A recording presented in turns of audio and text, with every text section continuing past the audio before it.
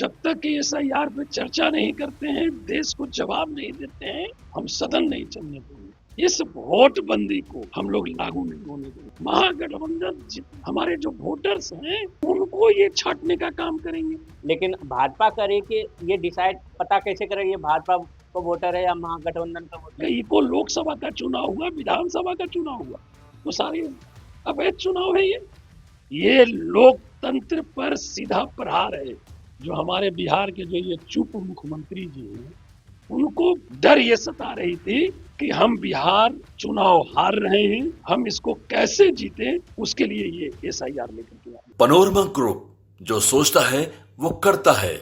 नमस्कार, आप देख रहे हैं न्यूज हाट। मैं हूं कुमोद कुमार। एसआईआर को लेकर लगातार जो है विपक्ष मोदी सरकार से सवाल उठा रहा है। इसको लेकर हम ज्यादा बातचीत करेंगे राजद से औरंगाबाद सांसद अभय कुशवाहा से। सर, आप लोग क्यों नहीं सदन चलने दे रहे हैं? लगातार मोदी सरकार और उनके जो मंत्री हैं और सांसद लगातार ये सवाल उठा रहे हैं कि आप लोग सदन ही नहीं चलने दे रहे। कई ऐसे बिल जो है उसे पास करना है। देखिए, भारतीय जनता पार्टी का दिखाने वाला चेहरा कुछ और होता है और खाने वाला चेहरा कुछ और होता है। ये बोलते कुछ है, करते कुछ है। हम लोग तो वही मांग कर रहे हैं ना कि आखिर आपको इतनी जल्दबाजी एसआईआर पर क्यों है? आप एसआईआर पर आप चर्चा क्यों नहीं करा रहे हैं?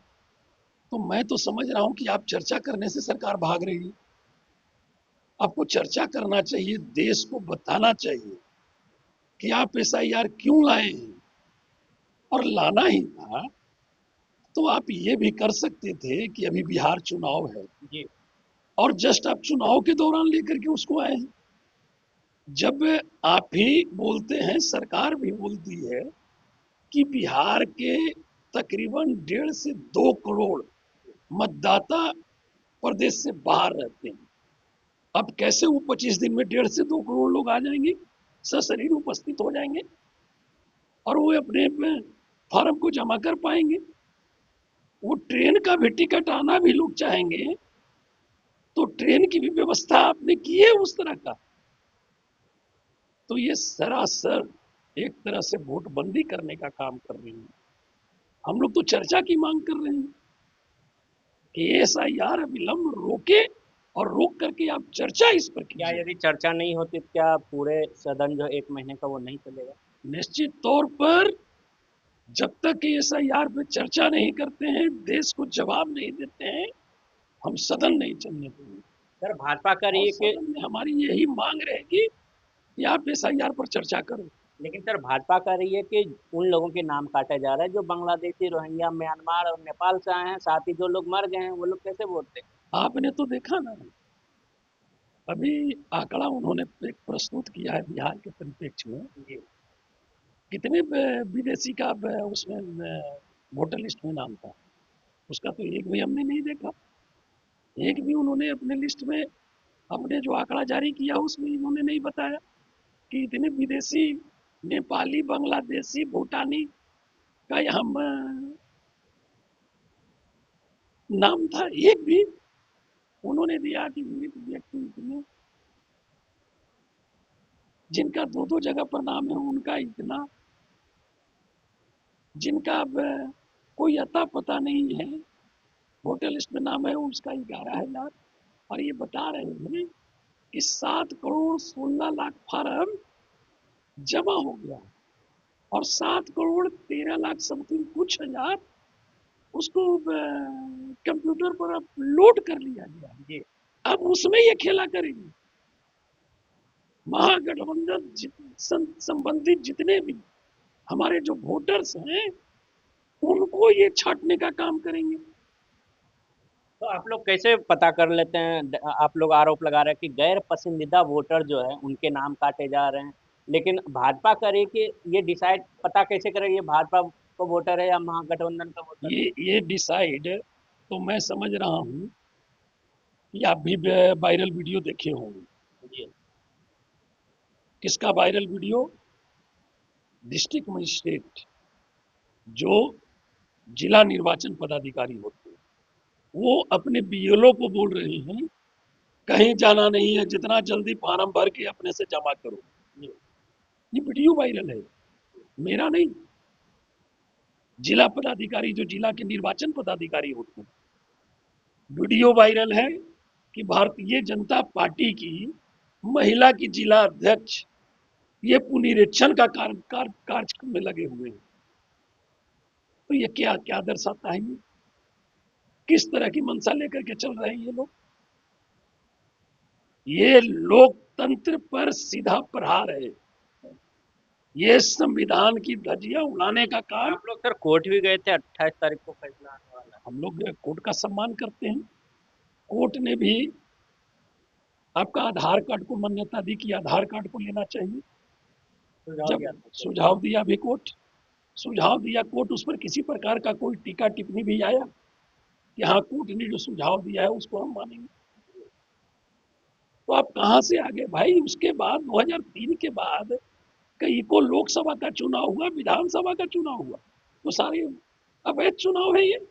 बोल रहे चुनाव आयोग को संवैधानिक अधिकार है, जब मन करे तब सर्वे शुरू करे। देखिए, चुनाव आयोग को संवैधानिक अधिकार निश्चित तौर पर है ये, और वोटर लिस्ट का रिवीजन तो ये हमेशा होते रहता है, इसका कोई टाइम टेबल नहीं है। सालों भर नाम जुटता है, सालों भर नाम कटते रहता है।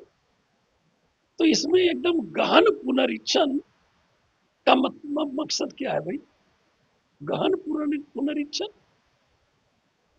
इसका मतलब इसके पहले जितने भी आप पुनरीक्षण करवा रहे थे या नाम जुट रहा था या हट रहा था, वो सब अवैध तरीके से करा रहे थे। कौन करा रहा था? किसके पदाधिकारी थे? वो सरकार के ही पदाधिकारी थे। आज भी वही सरकार के पदाधिकारी कर रहे हैं। क्या आप सड़क पे फिर से उतरेंगे? हम लोग सदन में आज हैं, सड़क से सदन तक इसकी लड़ाई हम लोग लड़ेंगे किसी भी कीमत पर। इस वोट बंदी को हम लोग लागू नहीं होने देंगे। सर, आपके पुराने साथी रहे आरजेडी का भी गिरधारी यादव जेडीयू से बाका सांसद है, वो भी लगातार जिस तरीके से उनका बयान आया उसके बाद से जेडीयू ने कारण बताओ नोटिस जारी किया है और पूछा है कि हम लोग लगातार जो है ईवीएम को लेकर सरकार का समर्थन कर रहे हैं और जो पुनरीक्षण का काम है चुनाव उसका भी समर्थन। आप किस तरीके से बोल रहे हैं? देखिए, जो हमारे बिहार के जो ये चुप मुख्यमंत्री जी हैं, हमें तो यही समझ में नहीं आ रहा है कि इस गहन पुनरीक्षण पर माननीय नीतीश कुमार जी कैसे चुप हैं।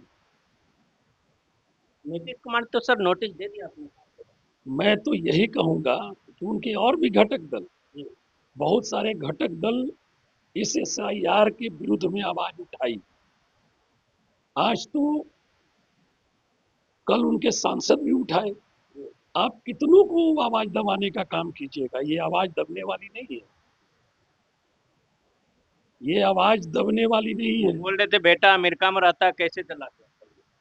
मैं कह रहा हूं कि ये आवाज दबने वाली नहीं है। जो अमेरिका में बेटा रहता है उसका नाम काटिए ना, क्या दिक्कत है? उनका भी नाम चला गया पुनरीक्षण में उन्हीं का नाम नहीं चला गया है। ये जो लिस्ट दे रहे हैं, बहुतों ऐसे लोगों का चिन्हित करके, टारगेट कर करके लोगों का नाम हटाने का, आप लोगों की तरफ से का भी काम बहुत सारा जगह। आप लोगों की तरफ से आरोप भी लग रहा है यादव ये जो कह रहे हैं कि इतने लोग मृत हैं, अभी भी मृत लोगों का नाम उसमें चला गया है, अभी भी गया है। तो आप कैसे पुनरीक्षण का ये गहन पुनरीक्षण करा रहे हो भाई? तो देखिए, चुनाव आयोग को और सरकार को ये एसआईआर लाने के पहले सर्वदलीय बैठक करनी चाहिए थी, या चुनाव आयोग ही सारे राज्य के प्रतिनिधि से वार्ता करती, कैसे क्या होगा।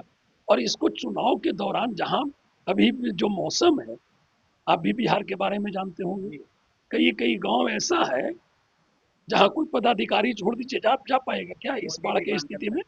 जा पाएगा? राहत सामग्री तो पहुंचा ही नहीं पाता है। और ये जाकर के ये पुनरीक्षण का ये जो फॉर्म है, ये कैसे वो भरवाने भाई? तो ये सोची समझी साजिश भारतीय जनता पार्टी की है। और मैं दावे के साथ कहता हूं कि भारतीय जनता पार्टी से और इस देश के प्रधानमंत्री से निश्चित तौर पर लोगों का विश्वास घटा है, तब जाकर के ये नया चीज लेकर के सामने आए हैं। उनको डर है, उनको डर ये सता रही थी कि हम बिहार चुनाव हार रहे हैं, हम इसको कैसे जीते, उसके लिए ये SIR लेकर के आए। चलते चलते सर एक छोटा सा रिएक्शन, यदि सुप्रीम कोर्ट का फैसला चुनाव आयोग के पक्ष में आता है फिर आगे क्या करें? देखिए, हम सुप्रीम कोर्ट के फैसले का सम्मान करते हैं और मैं समझता हूं कि सुप्रीम कोर्ट का फैसला चुनाव आयोग के पक्ष में नहीं बल्कि जनहित और देश हित और मतदाता हित में आएगी। सुप्रीम कोर्ट का निर्णय गलत नहीं होगा, क्योंकि भारत निर्वाचन आयोग जो है वो गलत रास्ते पे चल रही है। उस आयोग को निश्चित तौर पर सुप्रीम कोर्ट सही रास्ते पे लाने का काम करेगी। चलिए, ये थे हमारे साथ बातचीत करने के लिए औरंगाबाद से राजद सांसद अभय कुशवाहा जी। आप देखते रहिए न्यूज़ हाट।